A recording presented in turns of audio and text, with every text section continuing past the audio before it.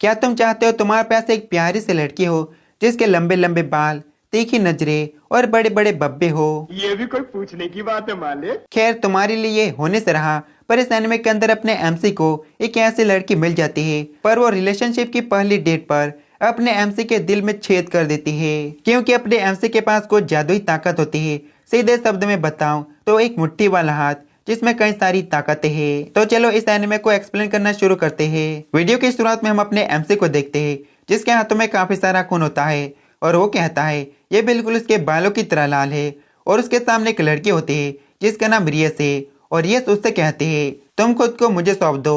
और फिर हमें कुछ समय पहले का सीन दिखाया जाता है। हमारा एमसी जिसका नाम इसे है वो अपने दोनों लोंडो के साथ स्कूल में होता है। पहले का नाम मासूदा है और दूसरे का नाम मोतोहामा है। और ये स्कूल पहले बस लड़कियों के लिए थी, लेकिन अब ये सभी के लिए हो गई है। इसलिए इसे बावला होकर कहता है ये क्या बकवास है। इस स्कूल में आकर मुझे लग रहा था मैं जन्नत भरी जिंदगी जीने वाला हूँ, क्योंकि यहाँ पर लड़के बहुत ही ज्यादा कीमती है, लेकिन आखिर कोई हमारी तरफ देखता भी क्यों नहीं।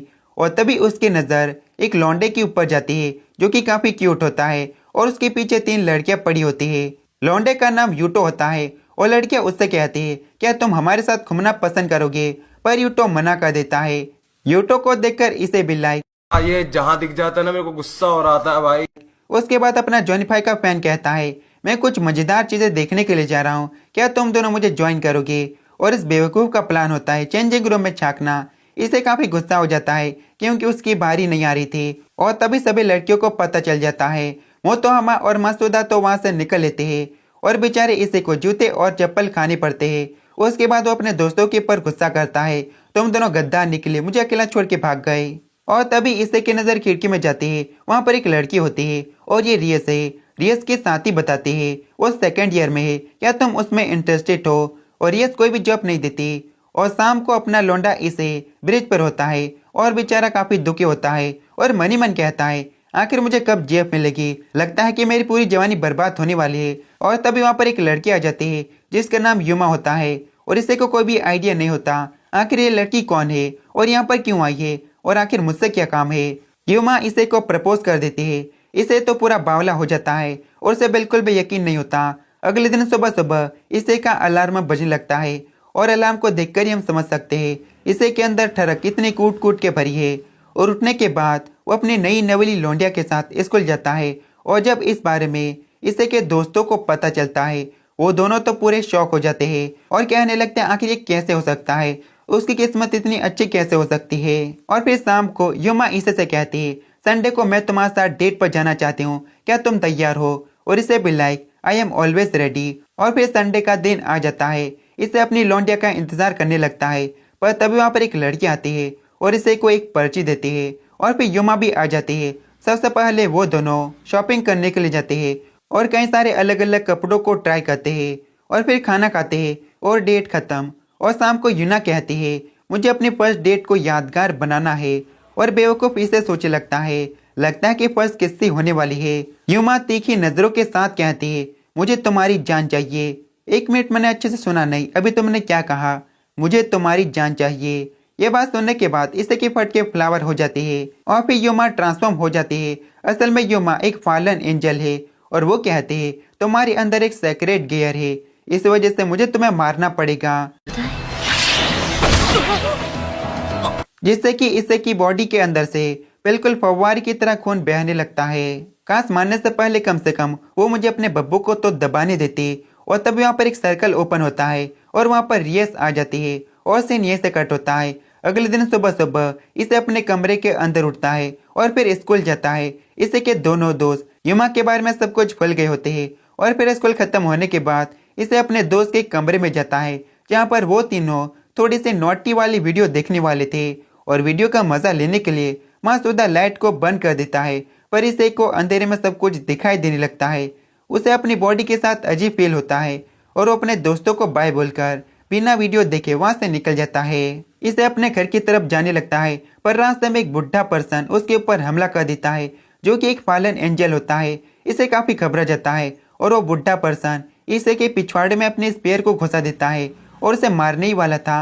पर तभी वहां पर रियस आ जाती है और इसे को बचा लेते हैं। रियस ग्रैमरी फैमिली से बिलोंग करते हैं, इस वजह से वो फॉलन एंजल वहां से दुम दबा के भाग जाता है और अगले दिन दोबारा से सुबह सुबह इसे उठता है, लेकिन इस बार उसके साथ रियस होते हैं, वो भी विदाउट कपड़े। और नीचे से मम्मी जी धीरे धीरे ऊपर आने लगती है और वो सब कुछ देख लेते हैं और रियस मम्मी जी को गुड मॉर्निंग कहती है। मम्मी जी नीचे जाते हैं और एकदम से चिल्लाने लगती है, उसने क्या देख लिया। और ऊपर रियस इसे से कहते हैं, मैं तुम्हें सब कुछ बताती हूँ, असल में मैं एक डेविल हूँ और आज से तुम मेरे नौकर बन चुके हो, मैं जो भी बोलूंगी वो तुम्हें सब कुछ मानना पड़ेगा। इसे को कुछ भी पल्ले नहीं पड़ता। और रियस उससे कहते हैं, रात को तुम्हारे पेट के अंदर एक बड़ा सा छेद हो गया था और उसे भरने के लिए मुझे अपनी एनर्जी को तुम्हारे अंदर ट्रांसफॉर्म करना पड़ा, पर चिंता मत करो, मैं अभी तक पूरी तरह से पेट ही पैक हूँ। ये बात सुनने के बाद इसे खुश हो जाता है और फिर मन में कहता है, आखिर मैं क्यों खुश हो रहा हूँ। स्कूल की ड्रेस पहनने के बाद वो दोनों स्कूल की तरफ जाने लगते हैं। आसपास के स्टूडेंट देखकर पूरे हैरान रह जाते हैं, एक सुंदर सुशील लड़की इस जैसे बेवकूफ के साथ क्यों है। और ये बाय बोलते हैं और अपनी क्लासरूम की तरफ निकल जाते हैं और तभी पीछे से जॉनी भाई का चेला आता है और कस कर मुंह पे पंच मारता है और चिल्लाकर कहता है, तूने हमारे साथ गद्दारी की है, अकेले अकेले एक सुंदर लड़की के साथ दोस्ती कर ली और इस बारे में हमें बताया भी नहीं। और तभी पीछे से मासूद आता है और कहता है, मोतो हामा जरा पीछे हटो, मुझे इससे बातें करने दो। और फिर अचानक से इसे के ऊपर चिल्लाने लगता है और अगले दिन में इसे अपने क्लासरूम के अंदर होता है। क्लासरूम के अंदर यूटो आता है और लड़कियां तो उसे देखकर ब्लश करने लगती है। यूटो इसे से कहता है, मुझे रियस ने भेजा है तुम्हें लेने के लिए। और फिर शाम को इसे रियस के पास होता है और सबसे पहले इसे की नजर कोनेको के ऊपर जाती है, जो कि क्लब रम की एक मेंबर है। और ऐसे सुंदर लड़कियों को देखकर वो काफी हैप्पी हो जाता है। रियस रिसर्च क्लब की प्रेसिडेंट होती है और वो अपने सभी साथियों को बताती है इसे क्लब का नया मेंबर है। और इसे के मन में एक सवाल होता है, आखिर युमा के बारे में सभी लोग कैसे भूल गए। और रियस बताते हैं, युमा ने सभी की याददाश्त को मिटा दिया था, मैंने भी तुम्हारे मॉम डैड की याददाश्त को मिटा दिया है, क्योंकि उन दोनों ने हम दोनों को एक साथ देख लिया था। तुम्हारे अंदर एक सेक्रेट गियर है जिसके पीछे युमा पड़ी हुई थी, अगर तुम अच्छे से फोकस करो तो उस गियर को एक्टिवेट कर सकते हो। किसी ताकतवर चीज के बारे में कल्पना करो और इससे किसी ताकतवर चीज के बारे में सोचने लगता है, पर उसका हौसी दिमाग तो पेंटी के ऊपर से हट ही नहीं रहा था, इसी वजह से वो अच्छे से फोकस नहीं कर पाता। और रियस एक पर्ची को दिखाते हैं और ऐसी पर्ची को एक लड़की ने इसे को दिया होता है और यस कहते हैं, इसी पर्ची की वजह से तुम जिस जगह पर थे वहां पर मैं टेलीपोर्ट हो गई थी, तुम्हारे लिए एक मिशन है, क्या तुम उसे पूरा करोगे। अगले दिन में इसे मिशन को कंप्लीट करने के लिए एक एड्रेस पर पहुंचता है और दरवाजे को नॉक करके कहता है, मुझे यहाँ पर मिस रियस ने भेजा है। अंदर से एक पर्सन दरवाजा खोलता है और इसे को देखकर ही दरवाजा बंद कर देता है और कहता है, मुझे कोने को चाहिए थी, ना कि तुम्हारा जैसा बेवकूफ डेविल। फिर भी वो इसे को अंदर आने देता है। असल में ये पर्सन हमेशा कोनेको को कॉस्प्ले करवाता है और इसे मनी मन कहने लगता है, ये तो एक नंबर का ठरकी हौसी बंदा है। काफी टाइम तक इसे और वो बंदा मांगा कैरेक्टर के ऊपर बातें करते हैं। अपना काम खत्म करने के बाद इसे अपने घर की तरफ जाने लगता है, पर रास्ते में एक फॉलन एंजल उसके ऊपर हमला करते हैं और वो काफी घबरा जाता है और ऐसे बुरी सिचुएशन में इसे का मुट्ठी वाला हाथ एक्टिवेट हो जाता है, यानी कि सेक्रेट गियर। और उस पावर के प्रेशर की वजह से उस फॉलन एंजल के पूरे कपड़े फट जाते हैं और उसे वहां से दम दबा के भागना पड़ता है। इसे रियस के पास पहुंचता है और रियस हैप्पी होते हैं, फाइनली इसे का मुट्ठी वाला हाथ एक्टिवेट हो गया। और फिर अगले दिन इसे स्कूल जाता है और उसे अपने सामने दो बम दिखते हैं।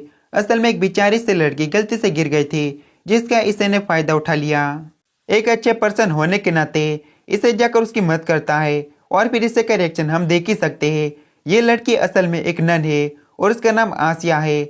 आसिया बताती है, मैं जरा सा खो गई हूँ, क्या तुम मेरी मदद कर सकते हो। इसे इसके लिए मान जाता है और आसिया के पास एक जादुई पावर होती है जिससे कि वो किसी को भी हील कर सकती है। वो एक बच्चे की मदद करती है और इसे उसे चर्च तक छोड़ देता है। और फिर आसिया कहती है, हम लोग दोबारा जरूर मिलेंगे। और चर्च को देखकर इसे को थोड़ा सा अजीब सा लगता है और फिर इस बारे में इसे रियस को बताता है और यस उससे कहती है, क्या तुम थोड़े से बेवकूफ़ हो, तुम एक डीमन हो, कभी भी चर्च में जाने की हिम्मत मत करना। अगर तुम्हें किसी प्रिस्ट ने एग्जॉर्सिस्ट कर दिया तो फिर तुम्हारा वजूद पूरी तरह से मिट जाएगा। और फिर इसे थोड़ा सा दुखी होता है क्योंकि अब वो दोबारा से आसिया से नहीं मिल सकता। और तभी अचानक वहाँ पर आकेनो आ जाते हैं और इसे की फ्लावर हो जाते हैं और रात को रियस की टीम एक जंगल के अंदर जाते हैं। एक स्ट्रेट डीमन को मारने के लिए। स्ट्रेट डीमन उन्हें कहा जाता है जिसने अपने मास्टर को धोखा दे दिया हो या फिर मार दिया हो। अगर इस रियस को धोखा देता है तो फिर वो भी स्ट्रेट डीमन बन जाएगा।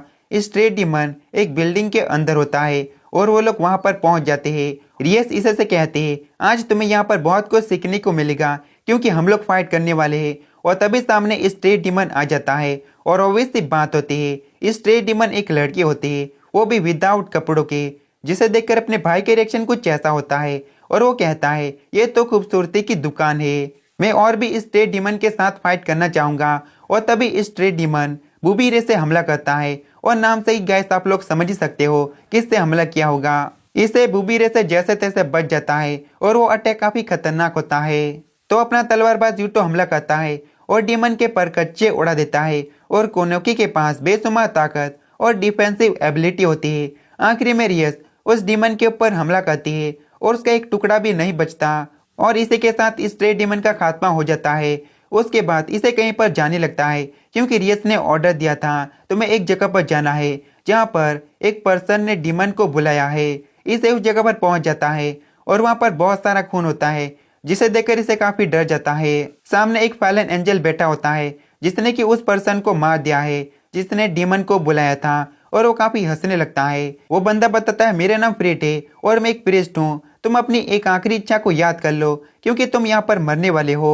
फ्रेट अपनी तलवार को निकाल लेता है एक गन के साथ और कहता है इस तलवार को मैं तुम्हारे पिछवाड़े में घुसा दूंगा और इसे पिछवाड़ा दिखाते हुए वहां से भागने लगता है। इसे के पैर में गोली लग जाती है और फ्रेड उसकी मारने ही वाला था लेकिन तभी आसिया चिल्लाने लगती है क्योंकि आसिया वहीं पर थी। असल में आसिया इस प्रिस्ट की असिस्टेंट है। आसिया को झटका लगता है कि इसे एक डीमन है और इसे भी इसके लिए माफी मांगता है पर आसिया सामने आ जाती है और फ्रेड से रिक्वेस्ट करने लगती है इसे मत खत्म करो।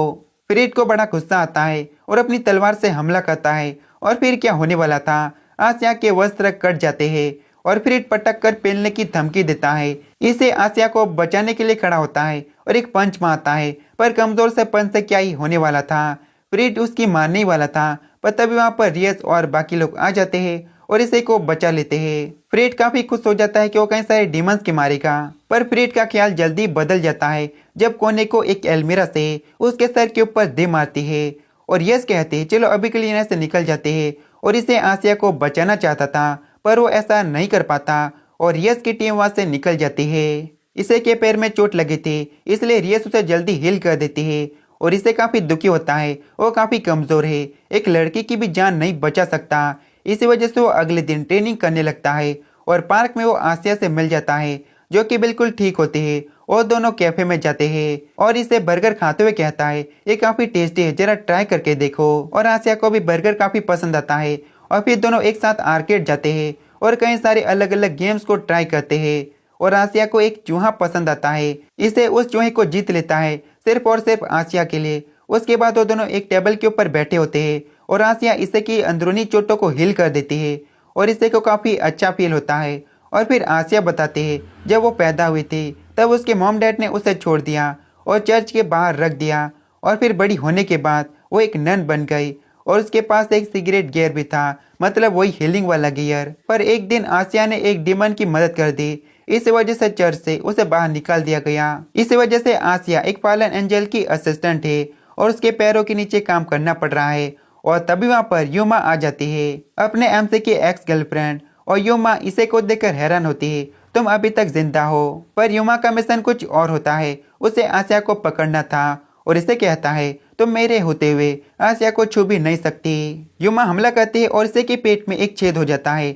आसिया उसे हील कर देती है और आसिया को पता होता है ये बावड़ी पूछ कुछ भी नहीं कर सकता, इस वजह से वो सिलेंडर कर देती है और यूमा आसिया को वहां से ले जाती है और इसे बस चिल्लाता ही रह जाता है। उसके बाद इसे इस बारे में रियस को बताता है और मदद मांगता है।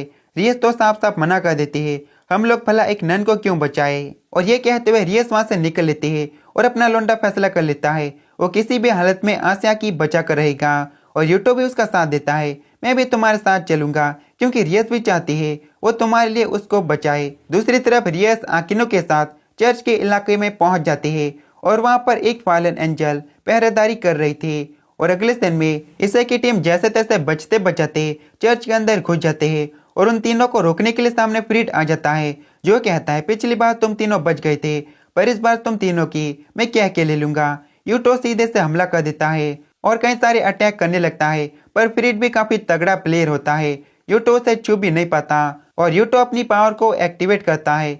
असल में यूटो के अंदर भी एक सेक्रेट गियर है और अपना लौंडा भी अपने मुट्ठी वाले हाथ को एक्टिवेट कर देता है ताकि वो फ्रीड को हरा सके। दूसरी तरफ रियस की भी फाइट शुरू होने वाली थी और इसे जैसे तैसे फ्रीड को पंच मारने में कामयाब हो जाता है और फ्रीड सीधे मुंह के बल नीचे गिरता है और फ्रीड को एहसास हो जाता है वो सेन के खिलाफ नहीं जीत सकता। इसी वजह से वो वहां से भाग जाता है और सेन रियस की तरफ जाता है।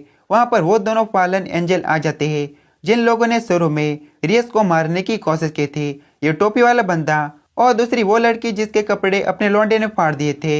इससे की टीम अंडरग्राउंड में पहुंच जाती है जहां पर आसिया थी। वहां पर युमा भी आ जाती है और इसे को बताते हैं आसिया के अंदर हीलिंग वाला गियर है और यहाँ पर जो रिचुअल हो रहा है उससे वो हीलिंग वाला गियर निकल जाएगा और उसका इस्तेमाल मैं करूंगी। और रिचुअल शुरू हो जाता है। आसिया चीखने चिल्लाने लगती है और फिर उसकी डेथ हो जाती है और वो सिगरेट गियर निकल जाता है। युमा उस सेक्रेट गियर को एब्जॉर्ब कर लेते हैं और इसे को काफी गुस्सा आता है और वो बिना सोचे समझे आगे बढ़ने लगता है और आसिया की बॉडी के पास पहुंच जाता है। और खैर अभी तक आसिया जिंदा होती है, उसके थोड़ी बहुत सांसें बचे होते हैं और युमा इसे से कहते हैं तुम तो काफी मासूम हो, मैंने अच्छे से तुम्हारा फायदा उठा लिया, लगता है कि ये तुम्हारी नई जीएफ है, इसी वजह से तुम काफी वरीड हो। इसे को बड़ा गुस्सा आता है लेकिन वो अपने सारे गुस्से को एक ही घूंट में पी जाता है और अपने साथियों से कहता है मैं इसे लेकर जा रहा हूँ, तब तक बाकी सब कुछ संभाल लेना। कोनेको और यूटो का जवाब हाँ होता है और आसिया को इससे सुरक्षित जगह पर ले जाता है और काफी टाइम तक रोना धोना होता है, पर फाइनली आसिया की डेथ हो जाती है और इसे अंदर से पूरा टूट जाता है। पीछे युमा खड़ी होती है जिसने कि सब कुछ देखा होता है और वो दोबारा से इसे का मजाक उड़ाने लगती है और दूसरी तरफ फॉलन एंजल आकिनो के ऊपर भारी पड़ने लगते हैं। इस वजह से रियस मैदान में उतरते हैं और अपनी पावर को एक्टिवेट करते हैं और उसकी पावर को देखकर फॉलन एंजल की फ्लावर हो जाती है। अब सिन अपने लौंडे की तरफ आता है। यूटो की तलवार की वजह से युमा को थोड़ी बहुत चोट लग गई थी और वो आसिया के सेक्रेट गियर का इस्तेमाल करते हुए उस चोट को ठीक कर लेती है और इसे से कहते हैं इस पावर की मदद से मैं काफी आगे तक जा सकती हूँ। इसे युमा को पंच मारता है पर एक कमजोर पंच से क्या ही होने वाला था और इसे का वो मजाक उड़ाने लगती है और उसे कहते कि तुम्हारे पास जो गैर है वो बड़ा फालतू है जो बस पावर को डबल करता है और साथ ही लाइट स्वॉर्ड को उसके दोनों पैरों में घुसा देते हैं जिससे कि इसे को बेहिसाब दर्द होता है। वो स्वॉर्ड को निकलता है और घुटनों पर आ जाता है। तभी इसे का गियर चमकने लगता है और उसकी पावर बढ़ने लगती है जिसे देखकर युमा थोड़ी सी हैरान रह जाती है। धीरे धीरे युमा को फील होने लगता है इसे का हाथ कुछ ज्यादा ही पावरफुल हो गया है। इसे आंसू बहाते हुए उसे एक पंच मारता है जो कि काफी तगड़ा होता है और युमा दूर जाकर गिरती है और पीछे प्रेसिडेंट यानी कि रियस खड़ी होती है जो बताती है मैंने कचरे को साफ कर दिया है और कुछ टाइम पहले ही मैं यहाँ पर आ गई थी तुम्हारी फाइट देखने के लिए। अब युमा रियस के सामने घुटनों पर होती है और रियस उसे बताती है मैंने तुम्हारे दोस्तों को उड़ा दिया है, अब तुम्हारी बारी है। तुमने इसे के सेक्रेट गियर को काफी कमजोर समझा था पर वो काफी रेयर क्लास में आता है। युमा इसे के सामने रोना धोना करने लगती है ताकि इसे उसकी जान बख्श दे, लेकिन इसे ऐसा बिल्कुल भी नहीं करता और रियस युमा के परकच्चे उड़ा देती है और फिर सेक्रेट गियर उसके अंदर से निकल जाता है और आसिया की बॉडी के अंदर वापस चले जाता है। रियस इसे को बताती है मैं आसिया को जिंदा करने वाली हूँ और उसे भी अपनी सर्वेंट बना लूंगी। इसे काफी हैप्पी हो जाता है और फिर आसिया जिंदा हो जाती है और हम अगले दिन का सीन देखते हैं। आसिया इसे को पूरी तरह से हिल कर देती है और आकेनो खाने पीने की पूरी तैयारी कर देती है ताकि वो लोग पार्टी कर सके क्योंकि आसिया उनके टीम के नई मेंबर जो है।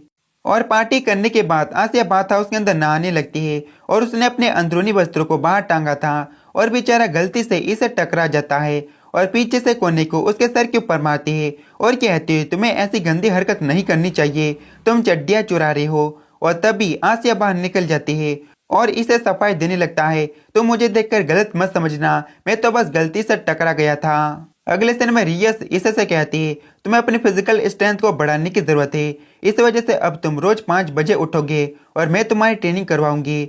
और अगले दिन सुबह सुबह 5 बजे इसे उठ जाता है और रियस उसकी ट्रेनिंग करवाने लगती है और पुशअप्स मारते वक्त इसे का हौसले दिमाग कुछ गलती सोचने लगता है।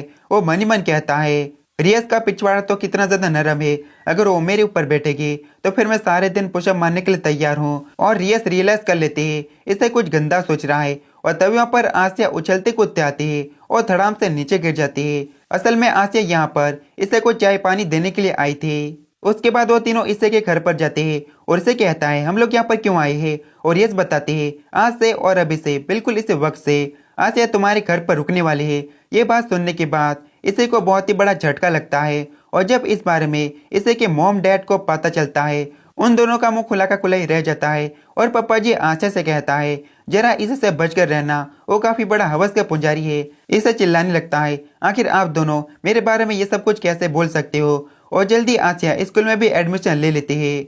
सबसे ज्यादा खुश तो मोतोहामा और मासूदा होते हैं। आसिया ये भी बताते हैं मैं इसे के घर पर रहती हूँ। ये बात सुनने के बाद मोतोहामा और मासूदा तो काफी गुस्सा हो जाते हैं। आखिर ऐसा चांस तुम्हें क्यों मिलता है। वो लड़कियां आसिया को समझाने लगती है वो एक हौसी लौंडा है, टॉयलेट और बाथ हाउस के अंदर अच्छे से चेक कर लेना कहीं वहां पर कैमरा ना लगा हो। और फिर शाम को वो दोनों स्कूल खत्म होने के बाद घर की तरफ जाने लगते हैं। उसके बाद रियस आसिया को उसका पहला मिशन देने वाली थी पर इसे मना कर देता है और कहता है आसिया अभी नहीं है, ये काम मैं कर दूंगा। रियस इसके लिए मान जाती है। इसने ऐसा इसलिए किया था क्योंकि उसे लग रहा था जिसने डेविल से मदद मांगी है वो कोई हौसी लौंडा ना निकले, नहीं तो आसिया के साथ तो गलत चीज हो जाएगी। इसे उस जगह पर पहुंच जाता है और डोर बेल बजाता है। अंदर से एक हट्टा कट्टा बंदा निकलता है जिसने लड़कियों के कपड़े पहने हुए थे।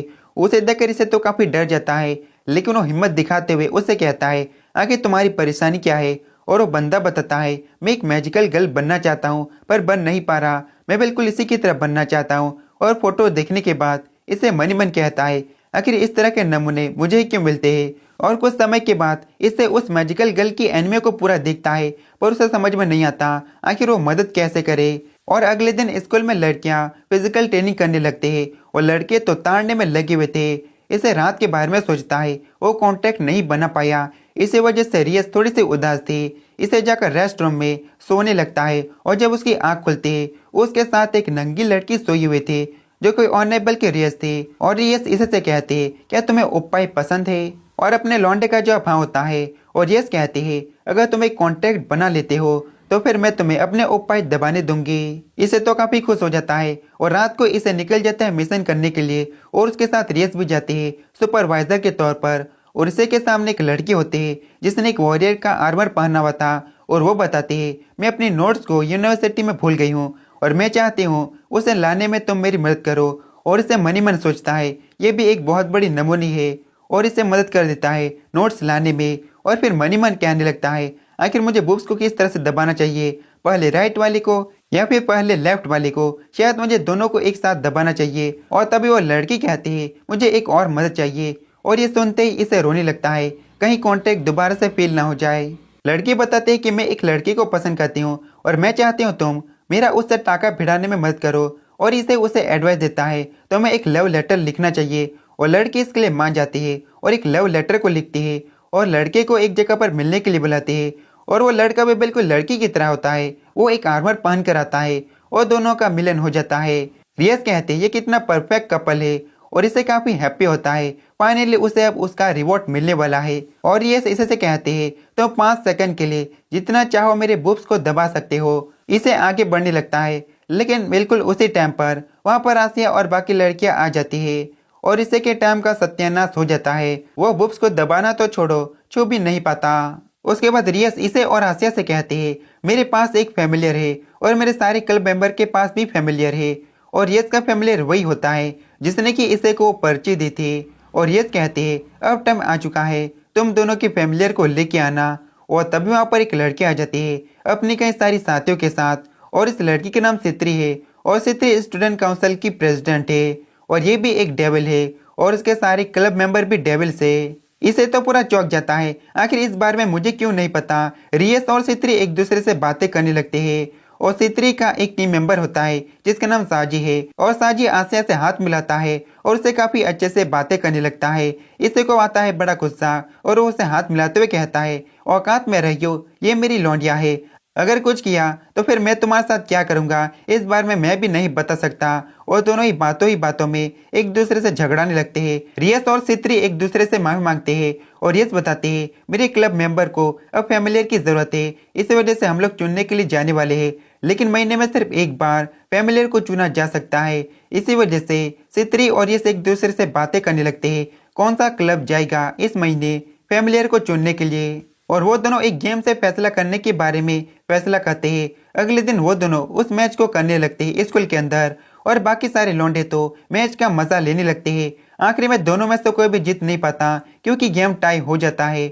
और इस बार सित्री और यस प्लान बनाते हैं डॉज बॉल गेम खेलने का और अगले दिन वो सभी लोग डॉज बॉल के लिए तैयार हो जाते हैं और इसे काफी एक्साइटेड होता है। और फिर मैच शुरू हो जाता है और कुछ टाइम के बाद बॉल सीधे आकर इसे के झुंझुने पे लग जाती है और वो झटपटाने लगता है और आसिया एक अच्छी लड़की होने के नाते उसके झुंझुने को हिल कर देती है और मैच काफी देर तक चलता है और विजेता होती है रियस की टीम। और रात को वो लोग मैजिकल सर्कल से एक जंगल में जाते हैं जहाँ पर फैमिलियर बनाए जाते हैं। इसे तो इमेजिनेशन में लग जाता है उसकी फैमिलियर काफी क्यूट होगी, उसके बड़े बड़े बब्बे होंगे, कमर 32 सीना 36 होगा। लेकिन जैसे ही वो एक फैमिली को देखता है उसकी इमेजिनेशन झटके में टूट जाती है और तभी उनके ऊपर स्लाइम अटैक कर देते हैं। अब गैस आप लोग समझ गए होंगे क्या होगा। लड़कियों के कपड़े फटने लगते हैं और अपना लौंडा चिल्ला कर कहता है मैंने फैसला कर लिया, मैं स्लाइम को अपना फैमिलियर बनाऊंगा। रियस और बाकी लोग सभी स्लाइम्स को मार देते हैं और इसे तो रोता ही रह जाता है और आसिया एक ड्रैगन को अपना फैमिलियर बनाते हैं जो कि काफी क्यूट होता है। और बेचारा इसे किसी को भी अपना फैमिलियर नहीं बना पाता और वो सभी लोग शाम को वापस आ जाते हैं। इसे काफी दुखी होता है उसकी जूनियर अब उससे भी आगे निकल गई। तो गाइस इसी के साथ ये वाला वीडियो खत्म होता है। तो मिलते हैं नेक्स्ट वीडियो में, तब तक के लिए bye bye ta-ta see you.